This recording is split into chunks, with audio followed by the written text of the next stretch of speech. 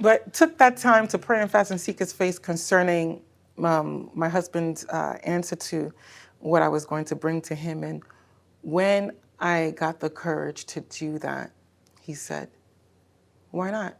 Wow. Let's do this. Wow. And at that particular moment, the weight, the heaviness that was on my head and my shoulders lifted. It was almost as if I had been delivered at that particular moment. Wow. When he said yes, I knew that the Lord was just confirming to me that it was our time to move.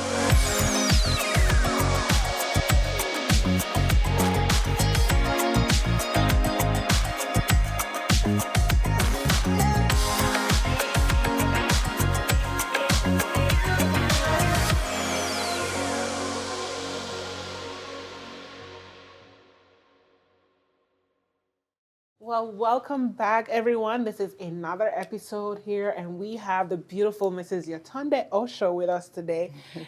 She is a phenomenal woman of God. She is a wife, a mom, entrepreneur, a philanthropist, and she's doing amazing things in this region. And I do believe that she is going into higher territory, higher places, and the White House being one of them. But the podcast is really here to inspire and uplift the women who are watching this. We know that the struggles of our daily lives are sometimes not really spoken about in these platforms in a relevant way. And so my guests are just really here to show their stories, how they've been living, how their faith has brought them through the different challenges and obstacles. So, Yetunde, welcome. Thank you so much for being on. Raydeen, thank you for having me. Oh my gosh, Yetunde, Yetunde is such a humble, very humble woman of God. She always behind the scenes. If you try to get her up front, like for her to be on here, it is, believe me, I'm really truly honored to have her here because what she has, what she's about is about God's business, and everything that she touches, every aspect of her life reflects that. And so that's one of the things that really has attracted me to her. And so, Yetunde, I know we're going to delve deeper, but anything you want to share to the audience, a little bit about who you are, family background, just where you grew up, where's your family ties, Okay. and moving to Houston, because you also moved to Houston. Yes. You were not originally from Houston, so would you like to just share? Oh boy, that's a lot to share. Share in your own words. I know your story is huge, so. Yes, well, thank you for having me. Absolutely. Today. This is such an honor and it's a blessing to see what you're doing, and I'm so proud of you. Thank you. But I was born to parents, immigrant parents from Nigeria, who came to the States and started a new life. And so I was born and raised in the Bronx. I'm the oldest of 4 siblings, all girls. I am married to an amazing man who is very supportive. We have 2 children. I have my master's in public health. I'm an infection control practitioner, where I educate people on how to best care for their patients in terms of auditing, in terms of ensuring that they're following state guidelines when it comes to caring for their patients and making sure that their patients are safe. And so for many years, and I want to say maybe for 18 years, I've been in that sector as an infection control practitioner, managing about 95 facilities throughout my career, but also moving into doing something on my own, which is starting an infection control solutions organization. I'm also an event planner. I love event planning. Segue into event planning. Yes, please. That's called the UpperRoom events. And so we do everything from weddings to social to corporate. Segue into that was starting the Grand UpperRoom, which is a venue, and that's in Katy, Texas. So all the way born in the Bronx, moved to New Jersey, and now I'm in Texas, and I'm loving it. Wow. So I guess, there's a lot of compounded questions for me to ask you out of all of what you just shared. And my first question is, so why Houston? Ooh. Bronx, Why? Jersey, and then Houston. What was the shift? What happened to cause you to move to Houston? Yeah, so I didn't want to move to Houston initially. it was really, I was led by the Lord to move here. In 2017, I just started having lots of visions from the Lord and dreams that I myself, and I always ask the Lord, thank you for forgiveness, because he's a patient and a forgiving Father. Didn't want to adhere moving in 2017 and just was ignoring the call to move for a while. And when the Lord loves his children, he will continue to hammer what he's called you to do until you do it. Absolutely. And that's why he's such a patient Father. And so when I initially, throughout the process, and it's a lot to delve into. Right. But during that time, I actually thought that I was going crazy. When I say every day, it was, you're not supposed to be here. You're supposed to be in Houston. I would be driving down a road. You're not supposed to be driving down this road. You're to be in Houston. Whoa. Consistent dreams, consistent people saying, oh, I have family that lives here. I have family that lives in Houston. I have family, and so it was a lot during that particular time. And I think what was the pivotal moment for me was when I had an event in Atlanta. And so we were staying with my daughter's godparents. And I was really in my own, was down and was just in my feelings about everything. And I came to them, I said, I can't take it anymore. Let me speak to them. They're both pastors. Let me see what they can say about this. Maybe they can pray this away. Yes. And as I shared pray it away. Oh my God, no. But when I shared what was going on, Pastor Dion, amazing man of God, and Sister Anicia, amazing woman of God as well. They have a church in Atlanta. And so just want to mention that there's things that they spoke into my life that are actually coming to pass now that I've written back then. And they were a part of this story. But that day when I spoke to them, I shared with them what was happening. And he says, we can't pray this away. You have to go. Wow. You have to go. And all I was thinking at that particular moment is, I'm going to leave my family behind.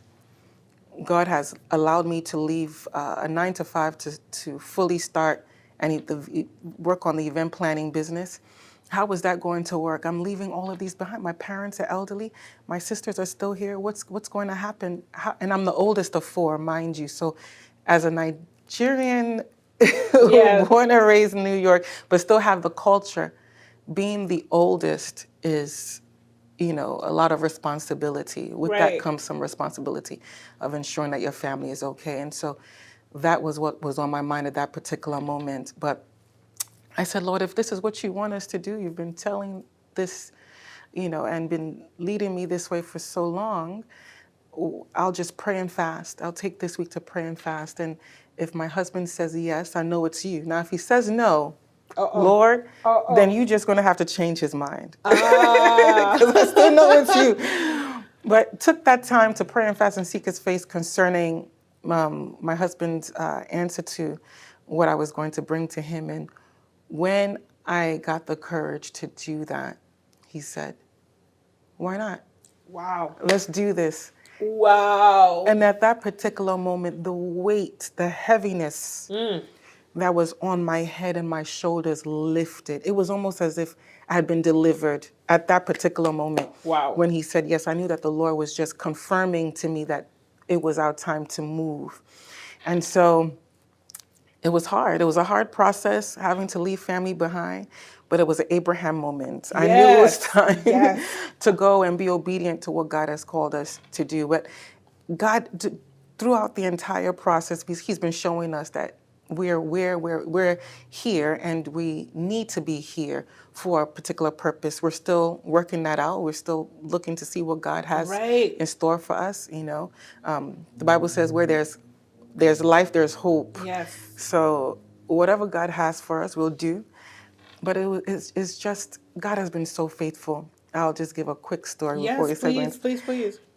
I was in the airport and I was praying and I said, Lord, you are sending us to Houston, Texas, but where? Where? where? You're sending us to Texas, but where? Right. Where are we going? A man comes to me and he says, hey, how are you? Big, brolic, Caucasian man comes to me. Hey, how are you? I said, hello.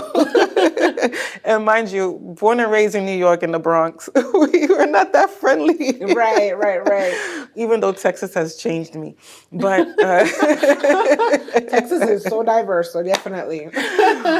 so he comes and he says, hey, how are you? How's everything? Everything's okay? You look like you have a lot on your mind. I say, we're moving to Texas. We just don't know exactly where to go. And he says, well, you should look into Cypress and Katy. You should look into those particular areas. We live in Texas, but we drive out to those areas, and it's a family-friendly environment, so it's good to move there. And I said, you know what? Okay, that's a great idea. And we just started talking about little things, and they called us to board the plane. He says, okay, I'll see you on the plane. He went before me. I went on the plane. The man was not on the plane. Oh. I called my husband. I Okay. said, Bola, Hey. we have to move to Katy, Texas, but we just spoke with this individual that came to encourage me about moving and where to move to, but he is not on the plane. Whoa. At that particular moment, I knew that was an encounter. And that was just a solidification of where God wanted us to be, and he was directing us. Wow. So, I'm happy you shared that story, because so many times, as you said earlier, you feel a little crazy, like, am I crazy for thinking this, for seeing the vision and what God has? And as you said, you went through the process of still trying to run away from it like Jonah, but still having to deal with it. And then moving into it, it's still scary. It's still, you're really in obedience mode right now, because nothing makes sense. come on. Nothing makes sense. You're moving in a higher power, and it's not yourself. And that's why that relationship with God is so important, because if you did not hear his voice, if you didn't see the vision, I wouldn't be talking to you right now. And that encounter, you asked a pivotal question. Where in Texas? Now you're in the airport. You're going to Texas. Still not knowing, but in that moment you said, we're in Texas. And here is this man who you do not know anything about, that walks up to you and tells you this, and then you don't see him on the plane. Like, let me tell you, that's how God moved right there. And that's how God speaks to us when we really seek his face. And I'm so glad you shared that, because so many people are probably feeling crazy right now in their season where God is calling them for more, but they're not sure on navigating that. So again, man, Yetunde, I just love her. I love her. She overwhelms your senses when you're around her, when you are interacting, because the presence of God is heavy on her. So I love talking with her. But I wanted to mention your husband, Bolo.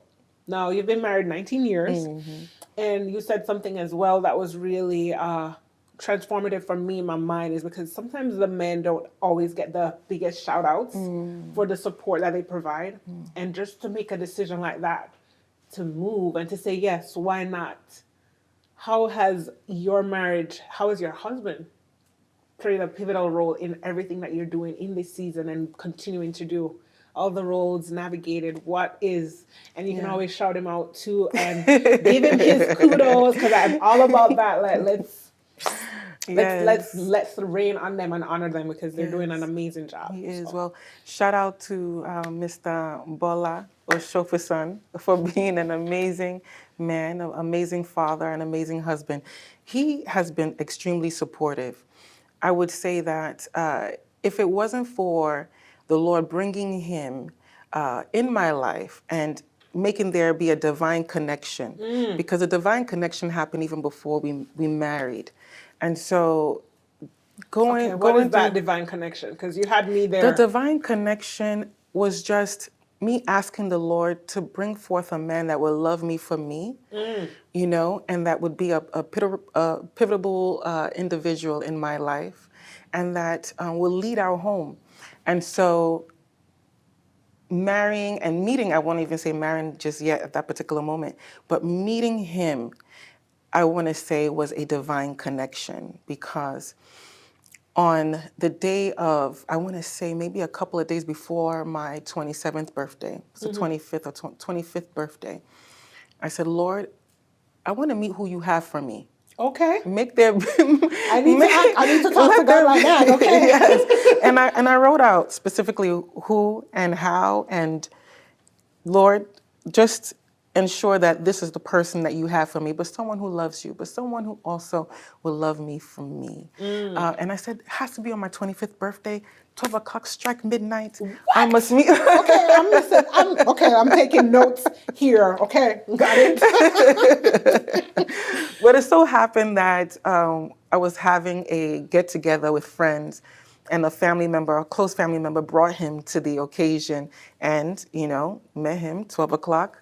And here we are, Oh. 19 years later. That was a divine connection. It was a divine So connection did you feel by that the butterfly Lord. feeling when you saw him? Was there something that happened in that moment when you guys connected? I think when I saw him, I just knew. And he also said the same. He also said the same. He said when he met me, it was just 2 weeks after the fact that he wanted to ask me to marry. Okay, hold up. Whew, it's getting hot in here. Listen, divine connection indeed. She wrote it, she spoke it, she believed it, she prophesied it, she declared it, and the thing happened. Wow. Oh, that's so amazing. Well, shout out to you, Bolo. Thank you so much for this fantastic woman. I know they always say behind every successful man, there's a woman, but I believe it's vice versa. It's not just in that regards, because the men have to support women who are walking in their strength and their power and not being intimidated by that. That is such a beautiful thing, to have that kind of level of support, because you wouldn't be able to do the things, and that's why the divine connection makes sense, because it had to make sense for what God has called you for. And so we spoke about your marriage, we spoke about your move to Houston. One of the other things that I wanted to talk about is you do have a few ventures that you're a part of. You did mention you do have the infection control solutions company, which is really helping with pandemics related items. And you said over 95. So that's one of them. You also have the upper room, is it the grand upper room? The upper room, and then the grand upper room. So this is your baby. This is where you are in this season that you're really pushing and working in that. And I've been in her space, the grand upper room events, magnificent work of art. And I remember asking you, how did you decide on the details of the space? Because it's so exquisite. It is really of excellence, God's excellence. And so I wanted you to just share, as you ventured into the upper room. Okay. The name, because the name is the name, the upper room was very significant for me. I was really like, this is deep. So just a little bit about how the upper room came to be, and just kind of what do you believe God wants you to use this space for? Yeah. So, well, with the upper room events, that happened, I would like to say maybe about 16 years ago. And it really is a God ordained business. It doesn't belong to me. I'm just a steward, literally, just ensuring that everything runs well according to how He wants it to go. And so initially, I was just putting together an event for my mother's 60th. And the person that we had hired, she was a makeup artist. She said, "Who planned this event? Who did this? And can you share a number?" I said, "Oh, I'm the one that put it together." And she said, "Well, you should make this a business." And I had already been asking God, "Lord, give me a lucrative business, one that I can build, one that I can say, this is it." So I had already been asking God specifically for a lucrative business, because from birth, I've been an entrepreneur. Hello, you got it. From very, very young, we have family members. My grandmother was an entrepreneur, and so it was in my bloodline. And so I said, "Lord, give me a lucrative business." So it so happened that the makeup artist encouraged me to start this as a business. But one night I woke up from a dream, and I woke up saying the upper room events. I woke up saying the upper room events. It was 2 o'clock in the morning. I went to the computer to see if that name was taken. It wasn't taken. And I said, Lord, what does this mean? He said, whatever your hands touch, I will dwell upon. Ah. And so I said, okay, God, let's register this name and let's move it. Let's move this forward. Lord. And so Ooh. once I decided to be serious with what God had placed in my hand, I called her, called the makeup artist. I said, hey, you encouraged me, prayed about it, have the name. God said, let's go, let's start it. And she said, oh, that's amazing.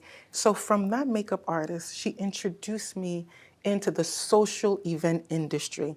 And from there, I started doing social events for magazines, for celebrities, for Oh. the NBA, What? I'm telling you, from that particular, and that's what we call a divine connection as That well, is. right? That Because is. God used her to encourage. And if it wasn't that she was in the way, let's say we didn't hire her, God would have used someone else. It would have Right, had to right, have right. happened. But he used her particularly to move forward. So yeah, so it was from that particular moment, started doing events, started doing weddings and corporate and social, and started building the event planning business. And it became, I want to say, became a household name on the East Coast, where everyone knew the Upper Room events. Wow. And so any event that we did, we would pray prior to the people that came on board with us. We would pray, we would fast for our brides, our clients, before we would start, planning the event. And so it was it's an exciting business, and God has been doing great things. And segueing into the venue space, that was an exciting thing as well. But prior to moving from New Jersey, we were looking. And so our realtor, who was looking for us, also looking for a home at that particular time before we decided to move, uh, was able to pretty much connect us with another realtor here. And when we got here, just the process of looking for a space, and a space that God would call his own, a space Right. that God said, he said, the particular building that we wanted to go with fell through. The building that we have now was not even built. Wow. And I said, how are we going to do this? Where is the money going to come from? The process? Who's going to help us? I don't think we're ready for this. This is too much. God, I don't think we could do this. And he said, it's not what you want, it's what I want. Wow. So remember that whatever you do, I'm going to dwell upon it. I think the biggest call upon the grand upper room is to share the gospel. So whoever comes through those doors, we're able to share the gospel through love, through words, through our actions, through the spirit of excellence.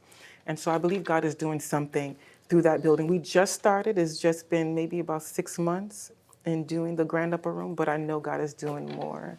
Listen, Yetunde, I for sure know that God has definitely, I see that. And I remember when we met up and I was in your space, I was in one of the rooms, I think it was the Bethel room, and we were just talking. And I reminded you of a photo I saw of you praying over a couple before their wedding. And I said to you, how powerful it is for a woman of God that's deeply connected and is a steward, doing God's work.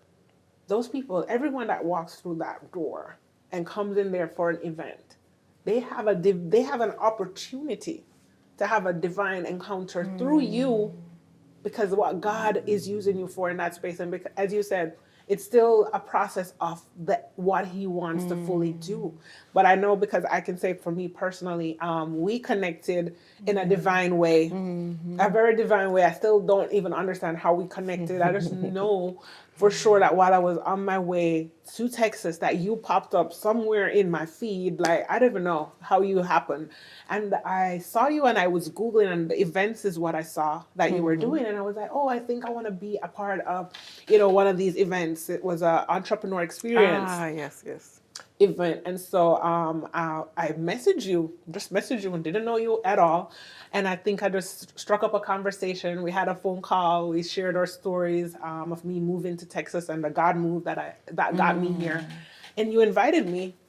to your event that you had in 2023 in December. And that was an experience in itself, because you're also not about God's business, but you're also about bringing people together and builders. I believe that the people you connect is intentional and also divine, because you're connecting people.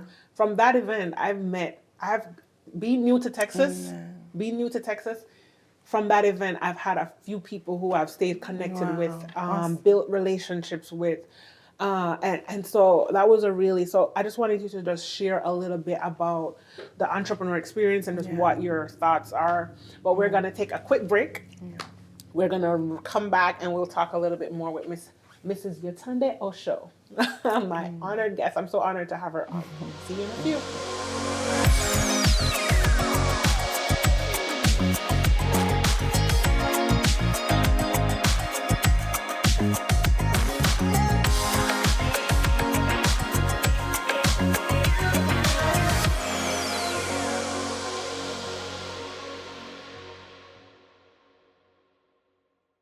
So welcome back. So we are here talking with Mrs. Yetunde Oso, the founder of the Grand UpperRoom events. Her story is just impactful, and so I hope you guys are taking notes. If you need to watch it again and just truly hear the divine parts of her conversation, I encourage you, because I know that a lot of you are going through your season and you're still in that waiting period and you're still not sure, should I or should I not go? And so I hope she's inspiring you to think more on just being obedient and just doing the things, even if you don't know. So heading back to the conversation about the entrepreneurial experience, this is just one of the things that I know that is your baby. I was privileged to be a part of it and to sit there. And I know this was a paid event, and you offered that to me to come for free. And at that time when you did that, that was such a big deal. Being in a room, having the ability to be in the room that you invited me in, with all those major players that are doing what they are doing. So why the entrepreneur experience? What made that be a big thing for you to do it annually? Yeah. So that would have been the 5th year that we would have done the entrepreneur experience. This year would that would have been the 6th year. Oh, it would have been, the okay. 6th year. So prayerfully, we'll have another one this year, and that'll be our 7th year doing the entrepreneur experience. And so the entrepreneur experience started 7 years ago because I felt that the event industry was very segregated. You had people only using or connecting with those who they wanted to connect and use. And so those who are coming up don't have the opportunity to learn or to make those particular connections. And so I wanted to ensure that those who were coming up, seasoned and new entrepreneurs, get to hear from entrepreneurs who are doing very well in their industry. Yes. Right? Who are doing very well with what God has given them to do. And so it's an opportunity for everyone to get together, to be empowered, to be uplifted, to make those connections. And so when you said you came for free, it's not about the money. Right. Really, it was not about the money, because we actually give the proceeds to an organization that's doing really good things in their community, right, with what they have. And so it's a platform for people to come together, connect, build one another, build meaningful relationships. I've heard so many testimonies. I'll give you a testimony. A woman of God came to me and she said, well, she saw that one of the individuals at the event was looking to close down her business. Oh. And she came to me and she says, should I tell her that God is saying move forward and don't close? And so we hear stories like that. Yes. And so she went to the lady and she said, the Lord is saying, don't close down that business. He's called you to do it. So be prepared for what's about to come. And so the woman said, my gosh, I literally was just thinking about closing down and leaving this business behind. So it's just a platform where people can come together, connect, be uplifted, learn, and build their business and build their brand and build it successfully. Because you just can't, build a business and let it run itself. You have to know how to run it. So normally we'll have someone there that talks about marketing, someone that talks about branding, and it's true stories. It's pros and cons of being an entrepreneur. And so you get to hear true stories from individuals that have been in business for a really long time and that can honestly share their side of what it is to be an entrepreneur. Wow. Listen, I know I'm a living walking testament to just what those connections can do, because as you said, everything in alignment is so important, because if you're walking in God's way, then listen, it's already ordained. He's already ordered your steps. You just need to walk in his way. And so you created a space where people like yourself are in that space because they know who you are. And so they are attracted to you and they're coming into that place. That's a marketplace for people to connect and to meet and to really be encouraged and uplifted. It's not just about, as you said, the money, but you created something that is amazingly beautiful. And so I really thank you. We will be sharing your information on the post so people can connect with you on Facebook and also on your Instagram page. Listen, you definitely want to connect with this woman of God. She is mighty. She is a giant in the spirit realm. And I know, listen. So, there's so many things to talk about Yetunde. I'm just like, how can I get this all in for you guys? So one of the things that I really admire about Yetunde is her going out there preaching the gospel to people, no matter where they are, whether they're in Walmart, whether it's her walking back to her car.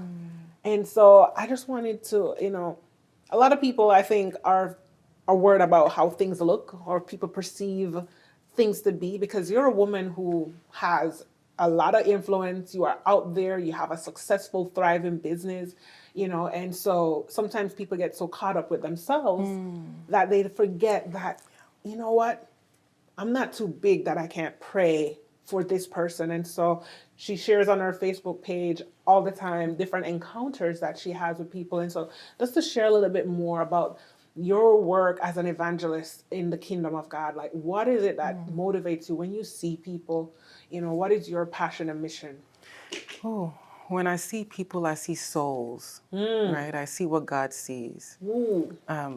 Initially, it wasn't always this, going out and sharing the gospel. Initially, I was led, particularly one day, to speak to a woman and share the gospel with her, and I decided not to. And I felt extremely convicted to the point where I felt as though at that particular moment I had disappointed the Lord. And that was just the beginning stages of evangelizing, right? That was what I want you to share the word of God with that particular woman. And I said, I'm not going to do that. She may reject me, Right. And so, just understanding that if you reject the Father before man, he's going to reject you, right? Deny you before the Father. And so in my mind, it's not about me. It's not about me sharing the gospel. It's about being used by God, being his mouthpiece to let people know that the Lord loves you. Yeah. And he wants to draw you nearer to him. That's really it. And so I prepare myself. I just don't go out and just share the gospel anyhow. I just ask the Lord to be with me, direct me. There was and I'm being totally transparent and honest in this particular moment, because it's very honest to take ourselves out of the equation, because you can't just go out and just do. You have to allow the Lord to direct.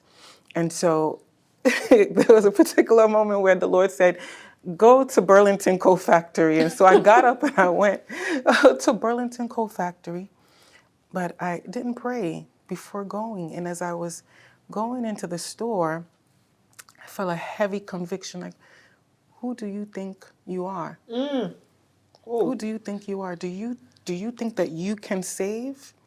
Wow. I ran back to my car, wept, and asked for forgiveness. I repented. And never again will I ever do evangelism without the Lord leading and guiding on who to speak with, on who to connect with, on who to share the word of God with. That's the thing. But just know that we're to share the gospel. You don't have to be called in evangelism to do that. He said, go out into all the world, right? That's the Great Commission. Yeah. We have the what's the word I'm looking for? It is a command from the Lord for us to go and share the good news. And so we're at work, we connect with people there. We go to the supermarkets, we go shopping. Who's around you that needs to know the gospel? Ask the Lord to guide you. Right. Ask the Lord to lead you to who to speak with. Many times people come into the venue and can I pray for you? Is there anything I can pray for you Right. about before you leave? People come in and share their stories, and they come in to just do a tour, and then after the tour we're talking about everything. But then that's why God placed you where you are, specifically at that particular moment. It's not to take up space, but it's to do what He's called you to Oh, do.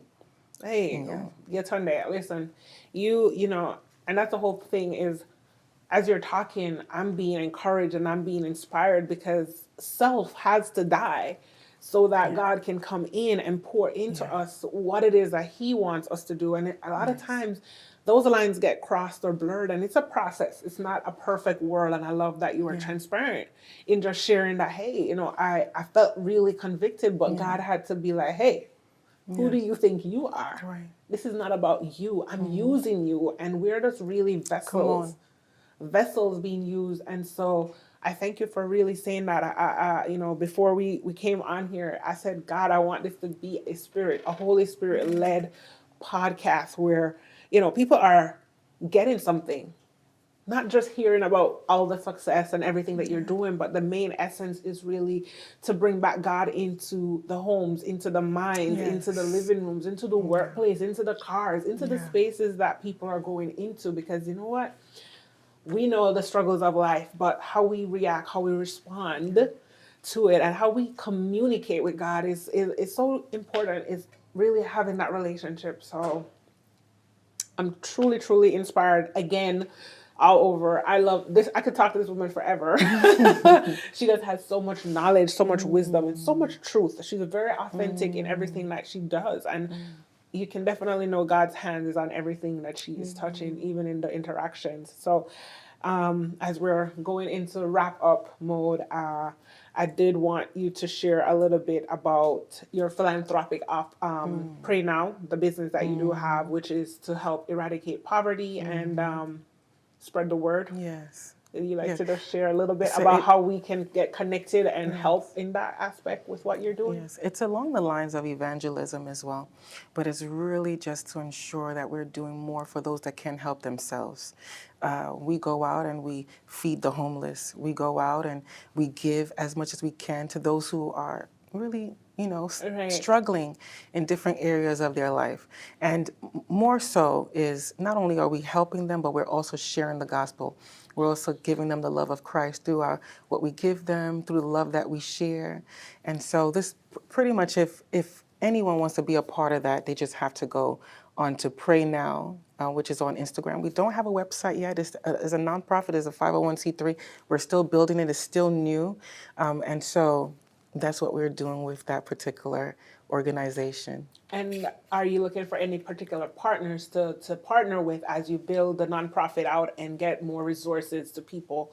Is there anybody? I mean, there might be someone watching who might be able to connect you. And so I'm all about connections and the divine connections. So anything in particular that comes to mind that you might need, or how can people connect with you? Is it through the Instagram mostly that we should connect? Yes. So I would say it's just best to just connect with us through the Instagram, or they can just connect with us through the Grand Upper Room as well. Right. Because that particular platform still does not have a website. Right. And so it's just my personal information that they would have. But we're looking for everything. I mean, we've had a story of someone who was being abused by a husband who fled a specific state to come to another, and we were able to help furnish her entire house. And so Wow. things like that is what we love doing to ensure that people are safe, they're being well fed. These are people that are being ignored, who are not, even the resources to help them are not enough, they're not out there. And so if you have anything, if there's anything that you can give towards what we're doing, it's not only are we sharing the gospel, but we're giving items. We're helping families. We're helping helping men, we're helping children, we're helping women. And my desire is that we eliminate poverty. I don't know how. I don't know how, But but we yes. know that God's hand is upon it. He said, help those who are in need. And it's not even for us to gain or receive anything ourselves. It's just for us to give and to help, be a helping hand to those who cannot help themselves. Absolutely, absolutely. So we have delved into the whole business aspect and just everything moving here. And so I wanted to just go a little bit closer to home, which is in your family life. And so before we do that, I want to take another quick break and then we'll return and just talk a little bit more, get a little bit more intimate with Yetunde, her family, her girls, and just learn a little bit more about motherhood. So we'll see you in a few.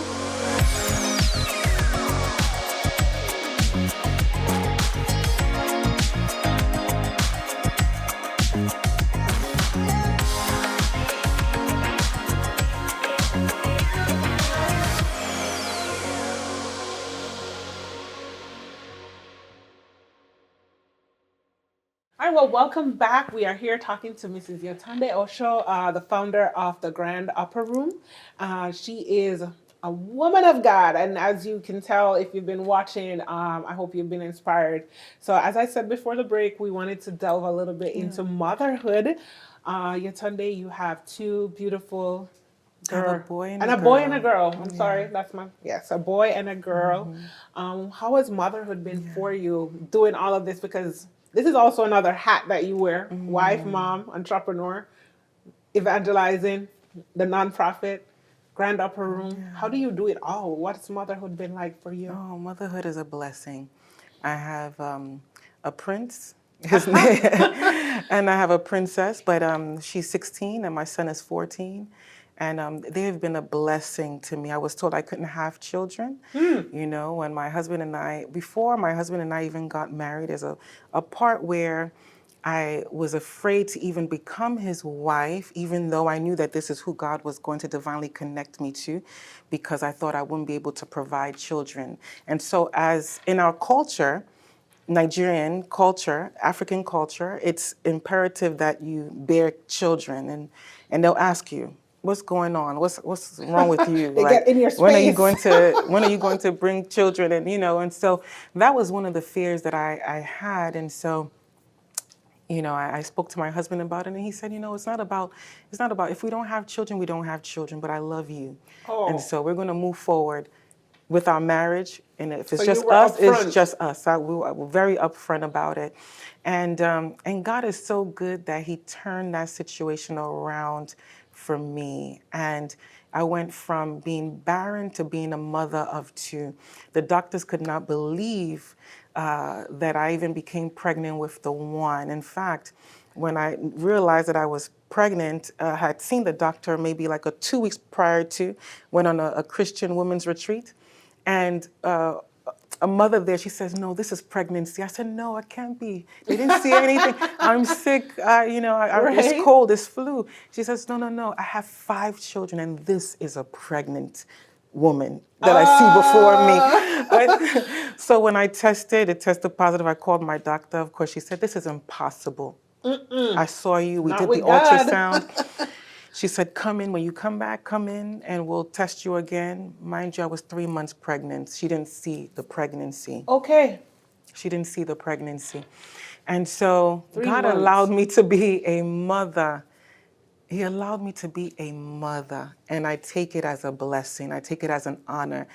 These children don't belong to me. As I'm stewarding the business, I'm stewarding the lives of these children. Yes. Because he's going to ask me at the end of the day, what have I done? Done. So that is Wow. my responsibility, is to make sure that they walk according to the will of the Father, right? But balancing everything, it's not easy. It's not easy. You make it It's look not easy. easy. Oh no, it's not You easy. never look stressed. You never look Yeah. tired. You Oh. just effortlessly do stuff. No, it's not easy because you have different personalities. My children have very strong personalities. You have their own schedules you have to follow.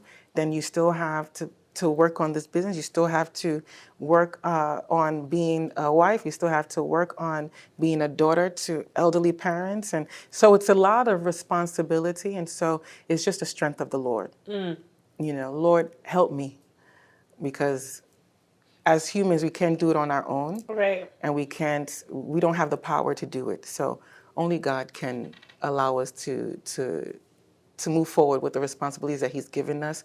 But prioritizing time is very important.